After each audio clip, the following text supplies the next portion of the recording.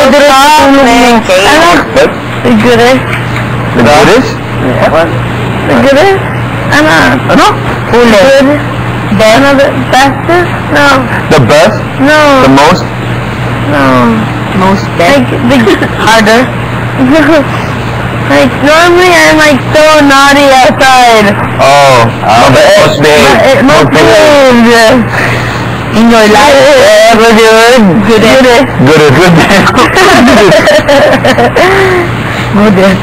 You're the goodest here. Wow. I mean, my whole, since I was like 14, I think. Ako hindi. Ako naman, maano, tokotsera lang ako eh. Kung saan ka nang pupunta. Ako dati, bata pa ako, hindi sobrang tahimik talaga ako. Hindi mo ako makausap. Ako rin ng bata, pero nung nag-high school ako, hindi na. At yun, lagi na ako. Ginaganyan ng mga kapatid ko, mga kaklase ko. I always, pero when Ako din, ganyan. when I entered high school, ano? Ganyan na ako, hindi na talaga ako nagpapape. I've never been in a school where they pick on people like that. Talaga? Never. Man. Bakit? If I saw that, I would hit them. No, you would think so. You would watch and see them hit each other. At saka sa lalaki. School that Hindi sa amin, all boys. Ako, lalaki madalas. Basta all boys school, grabe, ibang level. Pag may babae kasi, nahihiya mga lalaki. Nego to high school. Gaganin na ako. Hindi na pwede na. Madaming ba? Pero grabe naman. That's Hindi. hardcore. Sa amin, no one told us, like, a job picking on her. I think that'd be pissed off too.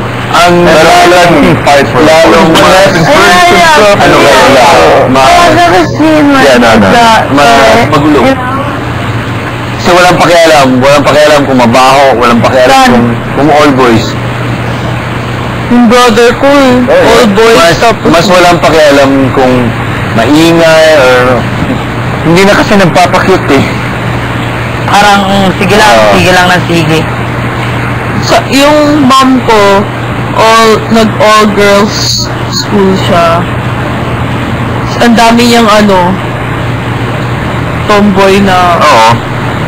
Pero ako sa States, yung all girls school, ang dami daw there's naligo a lot of them are, Oh yeah. yeah. I went to an all-girls school. Ayoko sa all girls. Yeah, because Yuck! it's weird. Girls and guys are supposed to mingle. They're meant to mingle. Yeah, oo. Yung No, not Yeah. Ang pangit kasi pag pumasok ka sa all girls, all boys. Yuck, ano yan? Parang, kasi, diba, pag Iba din experience sa all boys. feeling ko pag pumasok ka sa, kunyari ikaw boys, papasok ka sa all boys, feeling ko magiging bakla yung iba dun. Ano? Sa atin eh. Pero yun yung paglabas ko pag-graduate ko ng high school, wala pa akong boyfriend. Girlfriend. Kasi lalaki kami lahat. Sa atin eh. Hey, Gabrielle. Dobry.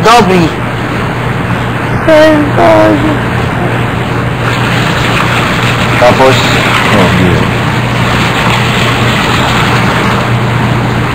Ano nangyari? Higa?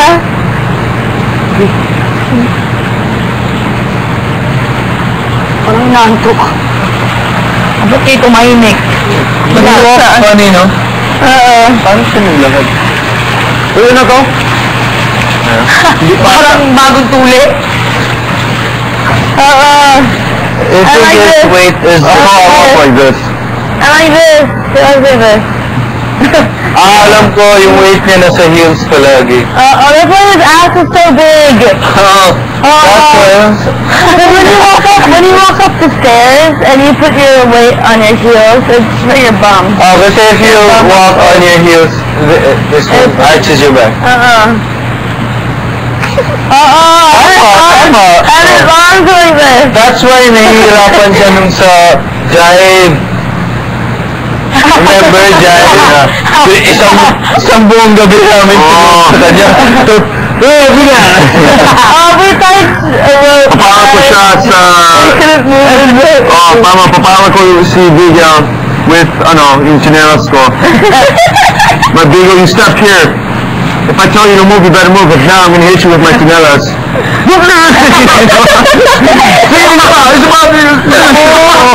Coordination din yun. Lahat. Tama, diretso. Automatic yung puwet ko, No, ganyan. but also, Nasa heels. that's why his bum's so big. No. Oo nga. Diba, lalabas yung puwet mo.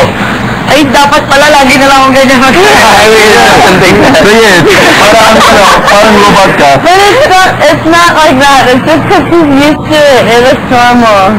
It's flat-footed na. Parang Parang make baby. you do this like him. He does this.